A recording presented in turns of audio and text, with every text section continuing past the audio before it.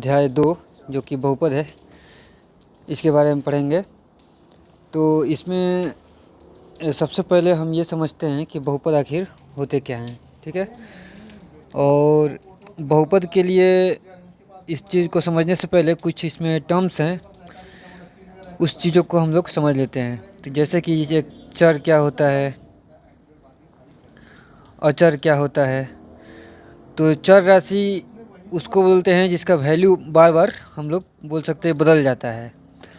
Example हम लोग को मैथ में हमेशा देखते हैं कि कभी एक्स, कभी वाई, जेड, ए, बी, सी, पी, क्यू।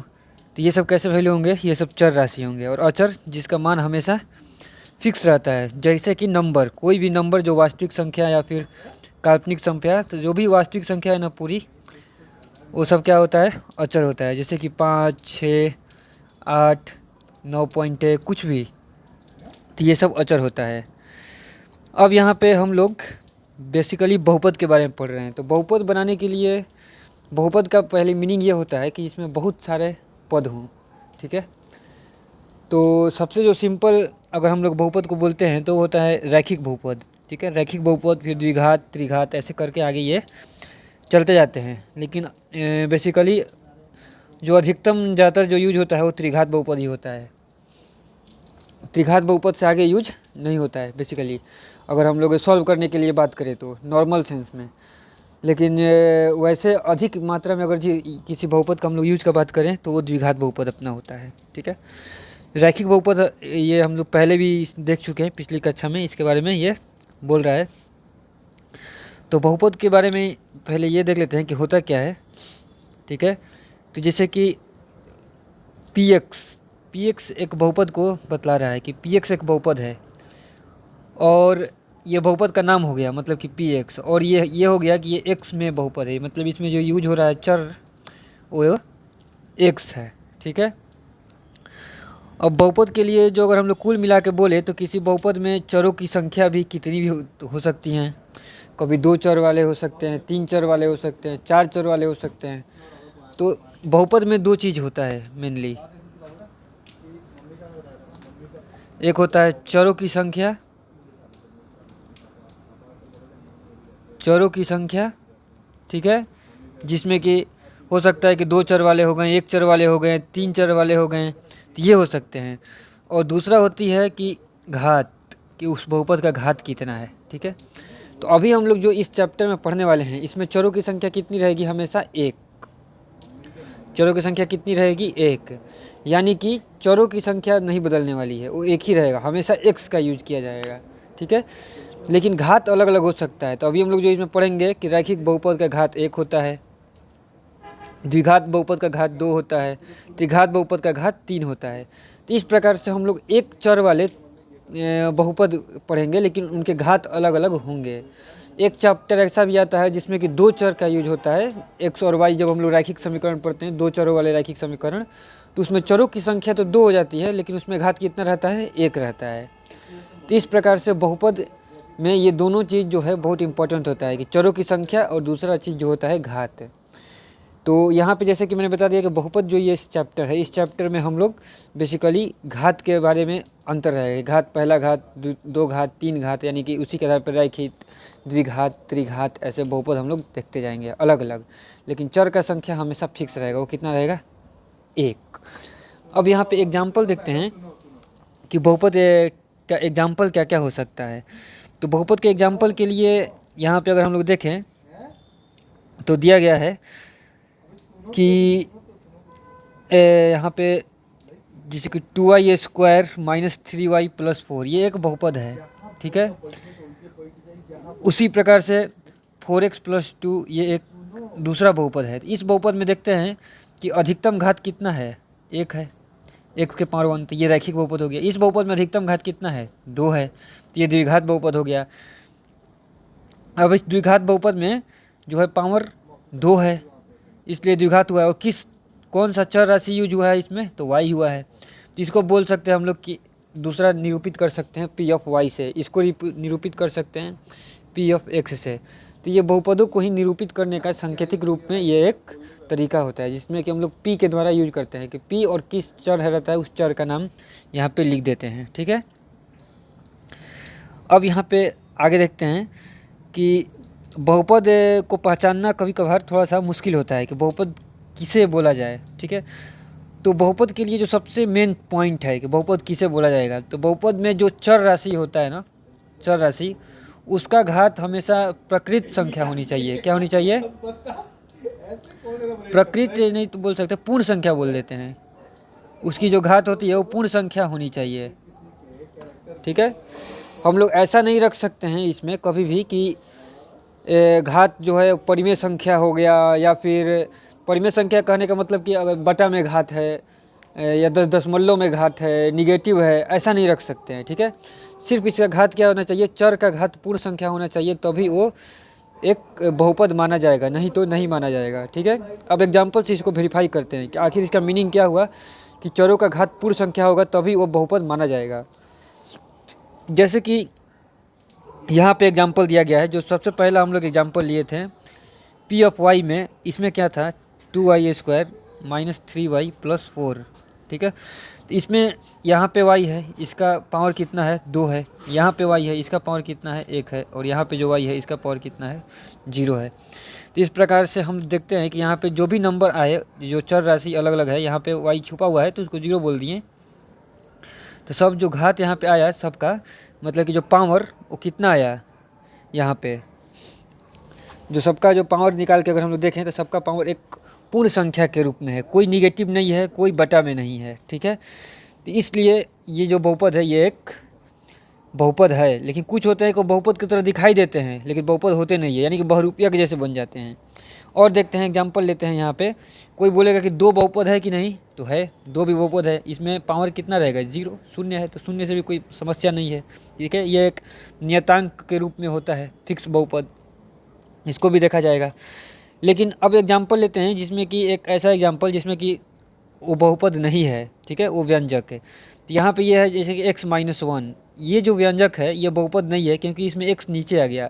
और x नीचे आना मतलब कि जैसे कि हम लोग जानते हैं कि अगर 1/x लिखे हैं तो इसको क्या लिख सकते हैं? x के पावर -1। और यहाँ पे ये जो इसका जो घात है वो निगेटिव हो गया, और निगेटिव होने की वजह से ये बहुपद नहीं रहेगा, यानी कि नीचे नहीं रखा जा सकता है किसी भी चीज़ को। इसी प्रकार से √x + 2 दिया गया है, तो x का पावर मतलब कितना है? 1/2 है, तो ये बटा में आ गया, तो फिर से ये बहुपद नहीं होगा। तो इस प्रकार से इन चीज़ों को यहाँ पे देखना होता है कि पावर जो है वो एकदम जो है किसी भी चर का वो क्या होना चाहिए, जिस भी पावर है उसका वो पूर्ण संख्या रहना चाहिए, तभी जा कर के वो बहुपद माना जाएगा, अन्यथा वो व्यंजक बहुपद नहीं माना जाएगा। तो ये सारे को व्यंजक बोलते हैं। तो इन व्यंजक में से कोई व्यंजक बहुपद हो सकते हैं, कोई व्यंजक बहुपद नहीं हो सकते हैं। कौन से व्यंजक बहुपद होंगे? जिनके घात जो हैं वो क्या है? पूर्ण संख्या हो। ठीक है, अब रैखिक बहुपद के बहुत सारे एग्जाम्पल लिया गया है यहाँ पे कि रैखिक बहुपद क्या क्या हो सकते हैं। तो रैखिक बहुपद वो होते हैं जिनके की जो अधिकतम घात है, उच्चतम घात है, बहुपद का घात 1 हो, यानी कि अधिकतम घात को किसी बहुपद के में जो अधिकतम घात होता है उसी को बहुपद का घात बोलते हैं। और जब बहुपद का घात 1 होता है तो उसको रैखिक बहुपद बोला जाता है। ठीक है, जैसे कि 2x - 3, यहाँ पे x जो है इसका घात 1 है और यहाँ पे जो x है इसका घात 0 है, तो अधिकतम बहुपद का घात क्या हो जाएगा? तो बहुपद का घात 1 हो जाएगा, तो ये रैखिक बहुपद हो गया। ठीक है, इसको और भी लिख सकते थे y + √2, ये भी सेम चीज़ हो गया। यहाँ पे x - 2/11, तो ये भी सेम चीज़ हो गया, ये भी बहुपद है। अब यहाँ पे देख सकते हैं कि अचर राशि जो है, मतलब जो चर राशि है उसका पावर हमेशा 0 है या 1 है। अचर बटा में रह सकता है, उससे समस्या नहीं है। अगर अचर बटा में है, रूट में है, तो कोई समस्या नहीं है। चर राशि जो है उसका पावर जो है बटा में, उसके जो पावर में बटा नहीं होना चाहिए, जैसे कि 1/2, 1/3 ऐसा नहीं रहना चाहिए। ठीक है, या फिर उसमें निगेटिव नहीं रहना चाहिए, ये मेन इसमें पॉइंट रहता है। इसी प्रकार से द्विघात बहुपद में अधिकतम पावर 2 रहता है, ये भी मालूम है, और त्रिघात में अधिकतम पावर 3 रहेगा। जैसे कि 2 - x के पावर 3, तो ये जो पहला पद है इसमें पावर तो 0 है, और इसमें जो सेकंड पद है इसमें पावर 3 है, यानी कि बहुपद का घात क्या हो गया? 3, जो उच्चतम घात है। ठीक है, तो यानी कि ये कैसा बहुपद हो गया? कुल मिला के त्रिघात बहुपद हो गया। ठीक है, तो इस प्रकार से ये चीज़ें जो हैं यहाँ पे बनी हुई हैं। अब हम लोग एक चीज़ देखते हैं कि बहुपद का मान निकालना होता है। उस चीज़ को हम लोग यहाँ पे समझ लेते हैं कि बहुपद का मान हम लोग कैसे निकालते हैं। कोई एक बहुपद ले लेते हैं, मान लेते हैं कि एक बहुपद है। सबसे पहले एक व्यंजक लिख लेते हैं, क्योंकि व्यंजक और बहुपद में समझ में नहीं आता है कभी कभार, तो इसलिए उसको क्लियर कर लेते हैं। तो एक्स स्क्वायर, जैसे कि 3x स्क्वायर 2x + 5 लिख दिए, तो ये एक व्यंजक है, ठीक है। और ये व्यंजक एक बहुपद भी है। क्यों है? क्योंकि इसका सारा पावर जो है सही से है। सबका पावर यहाँ पे देखेंगे पावर तो 2 है, यहाँ पे देखेंगे तो 1 है, यहाँ पे देखेंगे तो 0 है, कोई निगेटिव नहीं है, इसलिए ये व्यंजक बहुपद है। कोई व्यंजक हो सकता था कि बहुपद ना हो, जैसे कि इसको लिख दिए कि 1/x + 2, तो ये जो है बहुपद नहीं होगा व्यंजक, क्योंकि इसमें माइनस में चला गया। तो इस चीज़ को ध्यान देना होता है अच्छे से। अब इस बहुपद का हम लोग मान निकाल सकते हैं। ये बहुपद जो है, कोई बोलेगा कि यह बहुपद में कितने प्रकार के चर है, तो एक प्रकार के चर राशि है। कौन सा है भाई? तो वो x है। कभी हो सकता है कि 2 चर वाला भी हो, जैसे कि ऐसा पढ़ते हैं ना लोग, x + y = 3, तो ये कितना वाला है? 2 चर वाला हो गया, x भी साथ में आ गया, y भी आ गया, लेकिन इसमें सिर्फ एक चर है x, और इसमें अधिकतम पावर कितना है? 2 है, तो इसलिए ये द्विघात बहुपद है। तो अब द्विघात बहुपद का x चर के लिए, चर का तो वैल्यू अलग अलग रख सकते हैं, तो जब अलग अलग चर का वैल्यू रखेंगे तो बहुपद का मान भी अलग अलग आएगा। एग्जाम्पल, अगर हम p(2) रखेंगे तो इसका मतलब क्या हो गया? 3 × 2² + 2 × 2 + 5, इसका वैल्यू निकाल लेंगे। और वैसे ही p(1/3) रख सकते हैं, तो 3 × 1/9 + 2 × 1/3 + 5, इसका वैल्यू निकाल लेंगे। इस प्रकार से हम लोग क्या कर सकते हैं, यहाँ पे इसको बोलते हैं बहुपद का मान, कि ये जो बहुपद है px, ठीक है, इसी को कभी कभी y से भी दिखा दिया जाता है, कि ये y को ही px को और छोटा लिखने के लिए y बोल दिया जाता है, कि ये अपना एक बहुपद है जिसको हम लोग y से दिखा दिए हैं, ठीक है। लेकिन यहाँ पे जो y है, इस प्रकार से नहीं समझना है कि ये 2 वेरिएबल वाला है, ये उस प्रकार से नहीं, ये है कि बहुपद का नाम लिख दिया गया है, ठीक है। तो यहाँ पे है इस प्रकार से ये कि हम लोग जो भी मान रखना होता है तो मान रखते हैं और सारा वैल्यू इसमें से निकल जाता है। ये बहुपदों का वैल्यू कैलकुलेट करने के लिए ये यहाँ पे चीज़ हो गया। तो -1 रखने पे या कोई भी वैल्यू रखने पे इसका मान तुरंत निकल जाता है। अब इसमें हम लोग आगे देखते हैं कि बहुपदों को वैल्यू को निकालने के लिए, ठीक है, 3 प्रकार के जो हम लोग पढ़े हैं बहुपद, पहले तीनों का हम लोग व्यापक रूप देख लेते हैं कि क्या क्या व्यापक रूप होता है जो 3 बहुपद होते हैं। तो सबसे पहले हम लोग स्टार्ट करेंगे रैखिक बहुपद के साथ, या फिर अचर बहुपद बोल सकते हैं। तो अचर बहुपद क्या होगा? अगर हम लोग बोलते हैं अचर बहुपद, अचर बहुपद से भी पहले आता है एक शून्य बहुपद, वो अलग से ही आता है, शायद आएगा इसी में आगे, तो उसको पढ़ लिया जाएगा। और शून्य बहुपद उसको बोलते हैं जो शून्य होता है, कहानी खत्म, इसका इतना ही है। अचर बहुपद कोई भी नंबर लिख देंगे तो वो अचर बहुपद का एग्जाम्पल हो जाएगा, 2, 3, 4, 20, 1/2, कुछ भी, तो ये अचर बहुपद है, क्योंकि इसमें कोई चर राशि है ही नहीं। इसके बाद स्टार्ट होता है चर बहुपद, जिसमें कि अपना ये तीनों चीज़ इंपॉर्टेंट आता है, रैखिक, द्विघात और त्रिघात। तो सबसे पहले देख लेते हैं रैखिक बहुपद। तो रैखिक बहुपद का जो व्यापक रूप होता है वो होता है ax + b। इसमें से a और b वास्तविक संख्या है, जबकि x क्या है? एक चर राशि है। इसी प्रकार से द्विघात बहुपद आता है। तो द्विघात बहुपद में क्या होता है? ax² + bx + c, ठीक है। तो इसमें a, b और c वास्तविक संख्या है। वास्तविक संख्या हम लोग पहले ही जानते हैं कि वास्तविक संख्या किसको बोलते हैं, ठीक है। तो ये वास्तविक संख्या है। और इसके बाद जब आता है अपना अंतिम में त्रिघात बहुपद, तो उसमें यही चीज़ और एक आगे बढ़ जाता है कि ax³ bx² + cx + d। तो ये तीनों जो है व्यापक रूप होते हैं किसके? रैखिक बहुपद, द्विघात बहुपद और त्रिघात बहुपद के। अब इसमें जो देख लेते हैं कि रैखिक बहुपद होने के लिए एग्जाम्पल समझ लेते हैं कि रैखिक बहुपद होने के लिए a 0 नहीं होना चाहिए। अगर a 0 हो जाएगा, फॉर एग्जाम्पल कि ax + b दिया गया है इसमें से, तो रैखिक बहुपद के लिए ये आवश्यक है कि a 0 नहीं होना चाहिए। अगर a 0 हो जाएगा तो 0 × x + b, और ये b बन जाएगा, और ये किस में बदल गया? ये अचर बहुपद हो गया। तो जब भी रैखिक बहुपद का बात होगा तो उसमें ये कंडीशन दिया गया रहता है कि a का वैल्यू 0 नहीं होना चाहिए, यानी कि शून्य नहीं होना चाहिए। उसी प्रकार से द्विघात में बोल दिया जाता है कि फिर से a 0 नहीं होना चाहिए।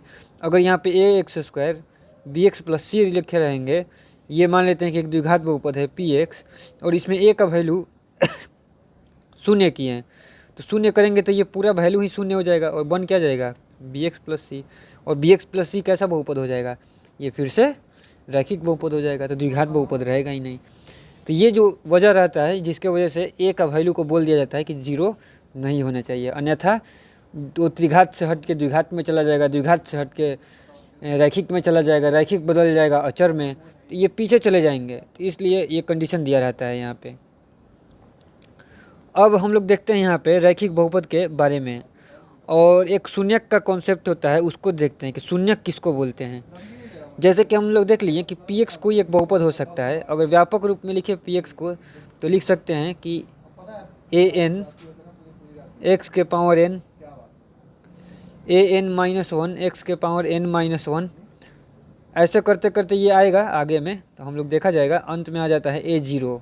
ठीक है, ऐसा करते करते तो ये एक बहुपद होता है जो कि एक व्यापक एक चर वाला बहुपद है। ये एक चर वाला बहुपद का व्यापक रूप है ये, कि x का पावर n तक जा सकता है, ये मतलब कि n घात बहुपद है ये।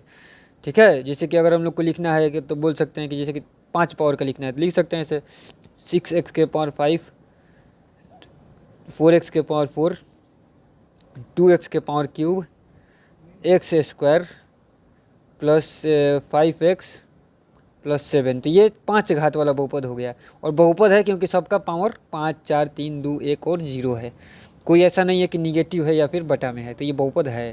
तो इसमें इस प्रकार से ये ऐसे रहता है। तो इसके लिए तो हम लोग को इतना बड़ा बड़ा बहुपद तो पढ़ना नहीं है, तो हम लोग को तो छोटा रैखिक और द्विघात ही मेनली पढ़ना है, त्रिघात भी उतना पढ़ना नहीं है।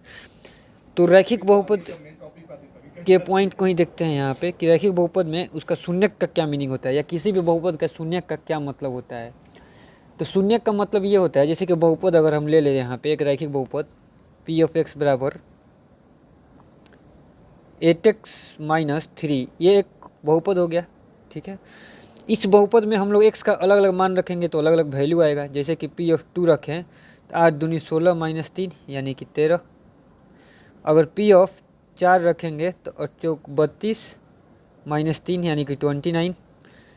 इसी प्रकार से हम इसमें क्या कर सकते हैं, अलग अलग वैल्यू रखते जाएंगे और अलग अलग वैल्यू आते रहेगा। निगेटिव भी रख सकते हैं, वास्तविक संख्या कुछ भी रख सकते हैं। जैसे कि मान लेते हैं कि 1/4 रख देते हैं, तो 1/4 रख दिए तो ये हो जाएगा 2 माइनस 3 यानी कि -1 आ गया। पी का वैल्यू निगेटिव भी रख सकते हैं, -2 रख दिए तो इसका मतलब क्या होगा, -16 माइनस 3 यानी कि -18 आ जाएगा, 19 आ जाएगा ये। ठीक है, तो इस प्रकार से हम लोग कुछ भी रख सकते हैं। अपरिमेय संख्या भी रख सकते हैं क्योंकि वो भी एक क्या होता है, वास्तविक संख्या ही होता है। तो यहाँ पे वास्तविक संख्या अगर हम लोग अपरिमेय संख्या के रूप में रखेंगे तो ये हो जाएगा 8√2 माइनस 3, ऐसे ही ये रह जाएगा। तो इस प्रकार से अलग अलग वैल्यू रख सकते हैं। लेकिन देखे हैं कि इतना सारा वैल्यू रखे हैं, अभी तक इसका मान शून्य नहीं आया है, नहीं आया है ना, नहीं आया है। एक वैल्यू अब मान लेते हैं, यहाँ पे रखते हैं कि पी का वैल्यू हम रखते हैं यहाँ पे 3/8। तो 3/8 रखेंगे तो इसका मतलब क्या होगा, 8 8 कैंसिल, 3 माइनस 3 बराबर 0, यानी कि 3/8 एक ऐसा वैल्यू हो गया जिस पे इस बहुपद का मान क्या हो गया, 0 हो गया। तो किसी भी बहुपद के लिए क्या होता है कि x का वह मान या फिर अचर राशि का वह मान जिससे उस बहुपद का कुल मान क्या हो जाए, 0 हो जाए, वो जो अचर राशि का मान होता है, उसी अचर राशि के मान को क्या बोला जाता है, बहुपद शून्यक बोला जाता है उस बहुपद का। ठीक है, अब हम लोग ये देख, इसको सॉल्यूशन को निकालना, इसको हल निकालना बहुत आसान है कि कैसे ये निकलेगा। जैसे कि हमारे पास है 8x-3, इसको ही निकालेंगे, लेकिन उसके पहले इसके व्यापक रूप पे आ जाते हैं। x प्लस बी है अपना px। हम चाहते हैं यहाँ पे कि वैल्यू क्या आ जाए, हम चाहते हैं कि x का ऐसा वैल्यू निकालें, x का ऐसा वैल्यू निकालें जिस पे इसका मान क्या आ जाए, px का मान 0 आ जाए। तो हम यहाँ पे क्या लिख देंगे, p ऑफ x बराबर 0। और जब p ऑफ x बराबर 0 लिखेंगे तो यहाँ पे x प्लस b बराबर 0 हो जाएगा कि नहीं हो जाएगा, सिंपल सा चीज़ है, x प्लस b बराबर 0 हो जाएगा। और फिर हम यहाँ से निकालेंगे कि अब x का मान निकालना है ना px के लिए, तो हम लोग इसको करेंगे x बराबर -b और फिर x बराबर आ जाएगा -b/a। तो इसी को हम लोग यहाँ से इसके टर्म्स में लिख सकते हैं कि माइनस ऑफ b क्या है, b है अचर पद फार्मूला के रूप में, और a क्या है, x का गुणांक, एक्स का गुणांक है ये। तो ये जो है एक्स जो निकल के आया, ये एक्स जो है एक्स का ऐसा वैल्यू है जिसको पुट करने पे इसका मान क्या हो जाएगा, शून्य हो जाएगा। ठीक है, जैसे कि हम लोग लिए थे 8x-3, इसी को 0 से हल करेंगे और x बराबर क्या आ जाएगा, 3/8। तो यही तो 3/8 था ना, जिसको रखने से इसका वैल्यू क्या आ गया था, यहाँ पे शून्य आ गया था। और इसको हम लोग सीधे इस फार्मूला से भी निकाल सकते थे। 8x-3 अगर दिया गया है तो हम लोग क्या करना है कि माइनस ऑफ अचर पद करना है। तो अचर पद यहाँ पे कितना है, -3, और x का गुणांक कितना है, 8। तो माइनस माइनस करेंगे तो ये प्लस हो जाएगा, 3/8 इस फार्मूला से भी आ गया। तो डायरेक्ट फार्मूला से भी निकाल सकते हैं या फिर इसको इक्वल टू 0 करके निकाल सकते हैं। अचर बहुपद के लिए कोई समस्या होती नहीं है। तो इसमें एक इम्पॉर्टेंट पॉइंट ये हुआ कि इसमें x का एक ही मान हमेशा आएगा, जैसे कि यहाँ पे हमको फिक्स दिख रहा है कि रैखिक बहुपद में x का एक ही मान आएगा जिस पे बहुपद का मान क्या हो जाए, शून्य हो जाए। ऐसा नहीं कि और कोई वैल्यू निकाल दें जिस पे इसका मान शून्य हो जाएगा, वैसा हो नहीं सकता है। ठीक है, अब रैखिक बहुपद को समझने के लिए और थोड़ा सा डिटेल में कि क्यों एक ही आता है, इसको थोड़ा सा हम लोग इस ग्राफ में देखते हैं कि क्या होता है। यहाँ पे यह एक y = mx + b दिया गया है। अब ये एक रैखिक बहुपद है इसमें, तो इसमें एक चीज़ और थोड़ा सा समझ लेते हैं, तब जाके ये चीज़ थोड़ा और ज़्यादा क्लियर हो जाएगा। वैसे ग्राफीय निरूपण में ये चीज़ आएगा आगे, लेकिन थोड़ा सा और इसको देख लेते हैं।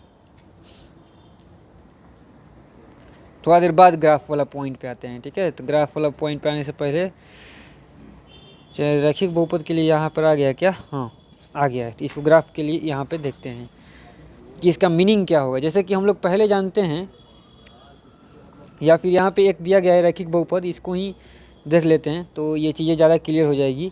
एक रैखिक बहुपद दिया गया है, उसको बोला गया है y = 2x + 3। ठीक है, अब इसमें क्या किया जा रहा है कि अलग अलग वैल्यू रखा जा रहा है। ठीक है, अलग अलग वैल्यू रखा जा रहा है। तो अलग अलग वैल्यू कैसे रख रहे हैं यहाँ पे, एक बार हमने x का वैल्यू क्या ले लिए, -2 ले लिए। तो जब x का वैल्यू -2 लेंगे तो उस समय y का वैल्यू क्या आएगा, 2 गुना -2 + 3 यानी कि -4 + 3 यानी कि -1। यानी कि जब x का वैल्यू -2 रखें तो y का वैल्यू क्या आ गया, 1 आ गया। ये एक पॉइंट है a, और ये पॉइंट इसको सेटिस्फाई करेगा, ऊपर जो है उसको संतुष्ट कर देगा। ठीक है, इसी प्रकार से हम एक और वैल्यू ले सकते हैं, x = 2 ले लिए। तो जब x = 2 लेंगे तब की बार वैल्यू क्या आएगा, 2 गुने 2 + 3 यानी कि 7। तो दूसरा पॉइंट मान लेते हैं कि b है, और उसका वैल्यू कितना हो गया, 2,7 हो गया। तो इस प्रकार से हम यहाँ पे देख सकते हैं कि दो वैल्यू आया, एक a का वैल्यू आया और एक दूसरा जो वैल्यू आया वो b पॉइंट निकल के आया, 2 पॉइंट निकल के आया।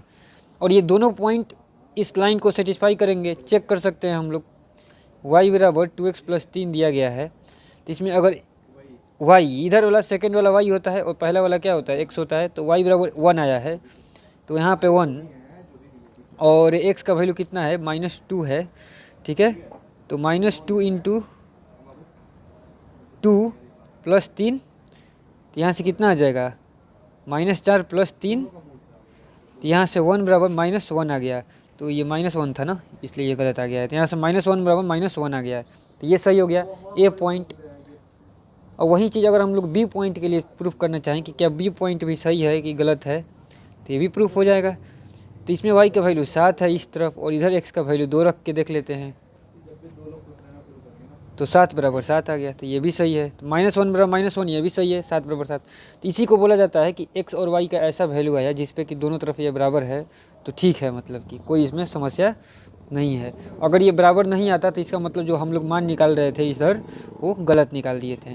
तो गलत नहीं निकाले हैं, तो 2 पॉइंट अपने पास निकल के आ गया है। इसी लाइन को जो बुक में दिया गया है, जो हम लोग के पास रैखिक बहुपद था, रैखिक बहुपद जो था 2x + 3। अब रैखिक बहुपद का जो ग्राफ होता है ना, वो एक हमेशा एक स्ट्रेट लाइन होता है, सरल रेखा होती है। रैखिक बहुपद का हमको याद रखना होगा कि रैखिक बहुपद का जो घात होता है, ठीक है, जो इसका जो ग्राफ होता है वो एक सरल रेखा होता है। अब इसमें जो चीज़ है कि हम लोगों ने 2 पॉइंट निकाला, ऐसे तो अनंत पॉइंट निकाल सकते हैं, लेकिन रैंडमली अपने से x का कुछ वैल्यू लेके y का मान निकालें। तो पहला बार जब x का वैल्यू -2 रखे थे तो y का वैल्यू -1 आया, और जब x का वैल्यू कितना रखे थे, 2 रखे थे, तो y का वैल्यू 7 आया। ठीक है, अब इस चीज़ को हम लोग ग्राफ पेपर में एक प्रकार से दिखाना चाहते हैं कि कहाँ पे होगा ये वैल्यू। तो जब x का वैल्यू माइनस है, -2 है, और y का वैल्यू 1 है, तो इधर कहीं होगा -2, -1 और 2, 7 है, तो ये 2 और 7 इतना, तो यहाँ पे कहीं पे होगा 2, 7। और लाइन कैसे बनेगा इसमें,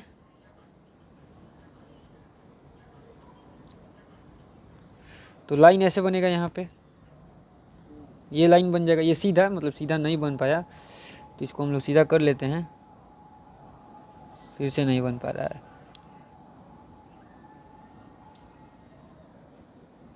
इधर भाग गया ना। यहीं पे पॉइंट मान लेते हैं, यही है अपना पॉइंट। तो ये 2 पॉइंट है यहाँ पे, और इन्हीं दोनों पॉइंटों को मिला करके एक लाइन बना। तो अब हम लोग ये देखें कि शून्यक का क्या मतलब था। तो शून्यक का मतलब हम लोग क्या देखे थे कि शून्यक x का वह मान होता है जिस पे इसका वैल्यू क्या हो जाना चाहिए, शून्य हो जाना चाहिए। तो इसमें हम अगर देखें कि x का कौन सा मान होगा जिस पे इसका वैल्यू शून्य हो जाए, तो उसको निकालने का क्या तरीका हो सकता है।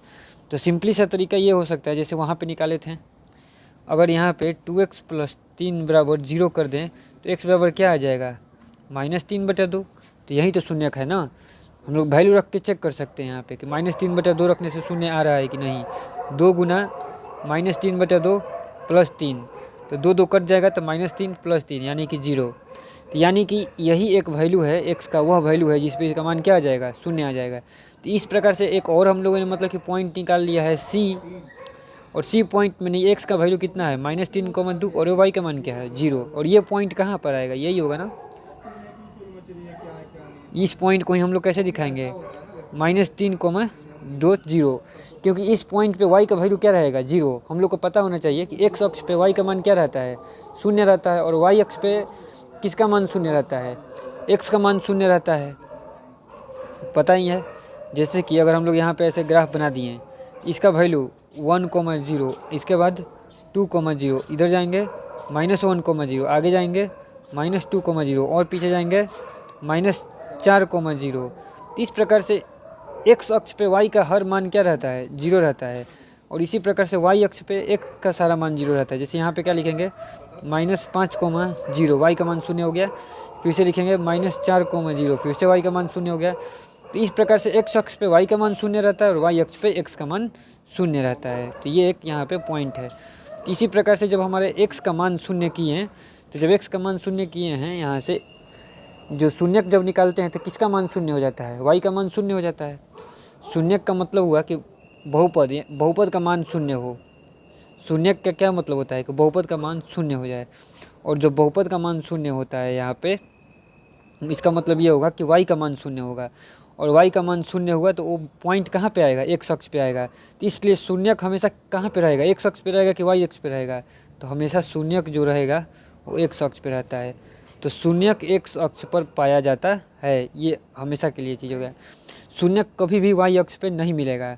हाँ, y अक्ष को भी किसी ने कट किया है, वो एक अलग बात है कि y अक्ष पे, लेकिन y अक्ष पे जो आता है उसको शून्यक नहीं बोलते हैं। ठीक है, y अक्ष पे जो है उसको शून्यक नहीं बोला जाता है, लेकिन जो नीचे है x अक्ष पे रहता है उसको हम लोग शून्यक बोलते हैं। ये चीज़ यहाँ पे क्लियर है। अब हम लोग आगे इसको लेके चलते हैं कि आगे इसमें क्या कहा जा रहा है इस बात को रैखिक बहुपद में। तो ये यहाँ तक हो गया रैखिक बहुपद का काम, और इसके ग्राफ का भी चीज़ हो गया कि ग्राफ इसमें कैसे कनेक्ट हो रहा है। तो रैखिक बहुपद का ग्राफ जो होता है हमेशा एक सरल रेखा होता है। रैखिक बहुपद का ग्राफ हमेशा सरल रेखा होता है, इसका रेखीय निरूपण करेंगे तो। और ये पॉइंट हम लोग यहाँ पे देख लिए, तो इस पॉइंट में देख लिए कि ये 2 पॉइंट है, 2 पॉइंट, एक रैखिक लाइन, मतलब एक लाइन बनाने के लिए कितना पॉइंट चाहिए, 2 पॉइंट। अगर 2 पॉइंट दे दिया जाए तो एक अद्वितीय लाइन बनाया जाता है। एक बिंदु से कितनी अद्वितीय रेखाएं खींची जा सकती हैं, तो अनंत। एक बिंदु से तो अनंत रेखाएं खींच सकते हैं, लेकिन 2 बिंदु से सिर्फ और सिर्फ एक रेखा खींची जा सकती है। ये दिमाग में रहना चाहिए कि एक बिंदु से तो अनंत रेखा खींच सकते हैं, लेकिन 2 बिंदु से सिर्फ और सिर्फ एक ही रेखा खींच सकते हैं। तो किसी भी लाइन को बनाने के लिए 2 पॉइंट तो चाहिए ही चाहिए। इसीलिए हम लोगों ने क्या किया यहाँ पे कि ये जो है यहाँ पे जो दिया गया है y = 2x + 3, इसमें से इसमें से क्या है, इसमें से हम लोगों ने 2 पॉइंट निकाला है, एक पॉइंट ये निकाला और दूसरा पॉइंट ये निकाला, और इन दोनों पॉइंटों को हम लोगों ने यहाँ पे दिखा दिया कि ए को हम लोगों ने दिखा दिया यहाँ पर, और जो बी था इसको दिखा दिया हम लोगों ने यहाँ पर। ठीक है, और फिर इन दोनों पॉइंटों को हम लोगों ने क्या किया, इस लाइन पे मिला दिया, तो जो है अपना यहाँ पे ये लाइन बन गया जो रैखिक समीकरण के करस्पॉन्डिंग उसके संगत है। तो इस प्रकार से रैखिक बहुपद होता है जिसमें कि चीज़ें बहुत ही क्लियर रहती हैं, ज़्यादा नहीं रहती हैं, एकदम सिंपल रहता है रैखिक बहुपद का उपयोग करना। और उसके गुणांक, इसके क्या संबंध है, मतलब कि इसके शून्यक में, ये शून्यक ही है यहाँ पे, ये जो हम लोगों ने निकाल के लाया ये शून्यक ही है। इस शून्यक में क्या संबंध होता है इसके गुणांकों के प्रति, तो शून्यक निकालने के लिए अचर पद ले लेते हैं और बटा में कर देते हैं यहाँ पे उसका जो x का गुणांक ले लेते हैं। तो इन्हीं दोनों चीज़ से हम लोग क्या कर देते हैं यहाँ पे टोटल जो शून्यक है वो निकल जाता है। नहीं तो कभी कभार शून्यक इतनी आसानी से नहीं निकल पाते हैं, तो लेकिन रैखिक बहुपद में आसान है शून्यक को निकालना। जब द्विघात बहुपद में देखेंगे तो थोड़ी सी चीज़ें मुश्किल हो जाएगी, शून्यक निकालना आसान नहीं होता है। तो शून्यक निकालना तो आसान है, उसको इक्वल टू 0 कर देंगे और x का जो मान आएगा वो शून्यक हो जाएगा। एक एग्जाम्पल लेते हैं और उसको पूरा फिर से देखते हैं ताकि चीज़ें ज़्यादा क्लियर हो जाए एक और एग्जाम्पल से। तो एक एग्जाम्पल ले लेते हैं हम लोग यहाँ पे, जैसे कि y बराबर, या y बराबर इसको नहीं लिखते हैं, या फिर ठीक है y बराबर, या फिर इसी को px भी बोलेंगे 5x प्लस 4। ठीक है, तो ये हो गया अपना यहाँ पे y equal to P X जो कि है 5x प्लस 4 यहाँ पे दिया गया है। अब इस जो बहुपद है ये एक रैखिक बहुपद है कि क्यों रैखिक बहुपद है, क्योंकि इसका घात कितना है, 1 है। यहाँ पे जो अधिकतम जो घात है इसका 1 है, यहाँ पे तो घात 0 है लेकिन यहाँ पे जो है अधिकतम घात वो 1 है। तो जो अधिकतम घात 1 है और एक घात 0 है, इसके वजह से ही हम लोग इसको क्या बोलेंगे, रैखिक बहुपद बोलेंगे, क्योंकि इसका अधिकतम घात 1 है। अब इसमें अगर हम लोग मान रखें तो मान तो अलग अलग बहुत सारे निकाल सकते हैं, और रैखिक बहुपद का हम पहले ही हम लोग देख चुके हैं कि रैखिक बहुपद का जो आरेख होता है वो सरल रेखा बनता है। ठीक है, देखेंगे द्विघात बहुपद का कैसा बनता है, लेकिन रैखिक बहुपद का कैसा बनता है, सरल रेखा बनता है। ठीक है, इसके आगे जो इसमें चीज़ है कि सरल रेखा बनाने के लिए कितने पॉइंट्स चाहिए होते हैं, 2 पॉइंट चाहिए होते हैं। अगर 2 पॉइंट नहीं रहेगा तो हम लोग लाइन खींच नहीं सकते हैं, रेखा बना नहीं सकते हैं, यूनिक लाइन नहीं बना सकते हैं। तो एक अद्वितीय लाइन बनाने के लिए 2 पॉइंट चाहिए। 2 पॉइंट कैसे निकालेंगे, कुछ भी वैल्यू रख देंगे x का। ठीक है, तो x का जब कुछ भी वैल्यू रखेंगे तो y का वैल्यू आ जाएगा, वही वैल्यू को बोलेंगे कि px का px भी हो जाएगा। तो मान लेते हैं कि हम p ऑफ 3 निकालना चाहते हैं, तो जब p ऑफ 3 निकालेंगे तो 5 गुने 3 प्लस 4 यानी कि 5 3 15 4 19 आ जाएगा, यही y हो जाएगा, यही y हो जाएगा। और x कितना है, यहाँ पे 3 है क्योंकि हमने 3 रखा है। तो इसको इस वाले मान से हम लोगों को एक बिंदु मिला, वो बिंदु क्या होगा जिसमें x का वैल्यू 3 होगा और y का वैल्यू कितना होगा, 19 होगा। और कोई x का वैल्यू रख लेते हैं, अपने मन से कुछ भी रख सकते हैं। तो अब की बार p बराबर -3 रख देते हैं। तो p बराबर जैसे ही हम -3 रखेंगे, चाहे -3 नहीं रखते हैं, यहाँ पे -4 रख देते हैं, कुछ अलग रख देते हैं। ठीक है, 1 मिनट, यहाँ पे p का वैल्यू हम -4 रख देते हैं। तो -4 रखेंगे तो क्या होगा, 5 गुना -4 प्लस 4, इसका वैल्यू कितना आ जाएगा, -20 प्लस 4 यानी कि -16। तो अगला पॉइंट क्या निकल के आया, अब की बार x का मान क्या है, -4 लेके हम खुद चले हैं, और y का मान क्या आ गया, -16 आ गया। तो इन दोनों पॉइंटों को हम लोग दिखा सकते हैं यहाँ पे। एक इधर आएगा जो कि होगा -4, -16, और यहाँ पे आएगा 3, 19 कहीं पे ऊपर में, इन दोनों को मिला देंगे। और फिर से एक यहाँ पे शून्यक आएगा। तो शून्यक को हम लोग को निकालना होता है कि शून्यक कैसे निकालेंगे, तो ये नहीं कि ग्राफ देख के निकाल लेंगे। शून्यक निकालने के लिए हम लोग क्या कर सकते हैं कि डायरेक्ट फार्मूला अगर निकालेंगे शून्यक के लिए, तो माइनस होता है और अचर पद होता है, माइनस ऑफ अचर पद। तो अचर पद इसमें कितना है, अपना अचर पद है यहाँ पे 4 है, अचर पद है 4, और x का गुणांक कितना है, तो 5 है। तो x का गुणांक है 5। तो ये हो गया अपना यहाँ पे शून्यक है। यही शून्यक को हम लोग डायरेक्टली भी निकाल सकते हैं, कैसे, तो 5x प्लस 4 को इक्वल टू 0 कर देंगे। शून्यक निकालने का मतलब ही होता है, क्या होता है शून्यक निकालने का मतलब कि इक्वल टू 0 कर दो और x का जो मान आएगा वही शून्यक हो जाएगा। तो x का मान क्या आ जाएगा यहाँ से, अगर हम निकालेंगे तो -4/5। तो ऊपर से देखें चाहे यहाँ पे देखें, दोनों ही चीज़ों में x का वैल्यू सेम आ रहा है। और ये वैल्यू कहाँ पे ग्राफ में आएगा, तो इस पे x अक्ष पे आएगा। शून्यक हमेशा कहाँ पे बनता है, तो x अक्ष पे बनता है।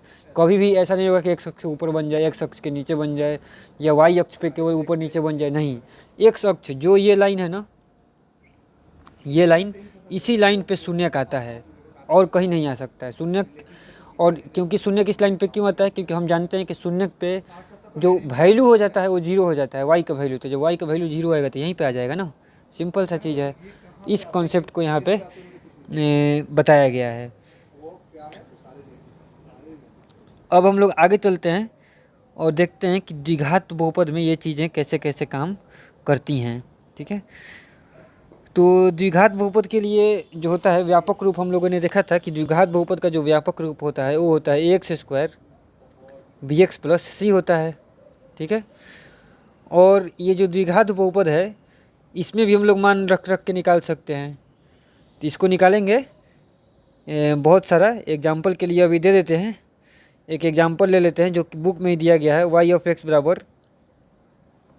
x² - 3x - 4। तो यहाँ पे जो चीज़ है ये एक बहुपद है, ठीक है, द्विघात बहुपद है। इसमें भी हम लोग जैसे रैखिक बहुपद में कर रहे थे वैसे ही इसमें भी x का अलग अलग मान रखते जाएंगे और yx यानी कि p का अलग अलग वैल्यू आते जाएगा, ठीक है। तो x का वैल्यू रखते जाएंगे, y का वैल्यू आते जाएगा। तो इस प्रकार से ये चलते जाएगा, बहुत सारा पॉइंट मिल जाएगा। तो अगर हम लोग इसमें बहुत सारा पॉइंट लेंगे ना तो पता चलता है द्विघात बहुपद एक परवलय के रूप में बनता है। तो ये एक अभी के लिए नेक्स्ट वीडियो में बनाया जाएगा इसको, तो खुद से भी लेकिन करके कोई व्यक्ति देख सकता है कि ये सिंपल सा ये चीज़ है कि कैसे ये चीज़ें इसमें परवलय टाइप से आकृति बन जाती है। अब क्यों बनती है परवलय टाइप की आकृति, कैसे बनती है, इसको डिटेल में नेक्स्ट वीडियो में देखा जाएगा।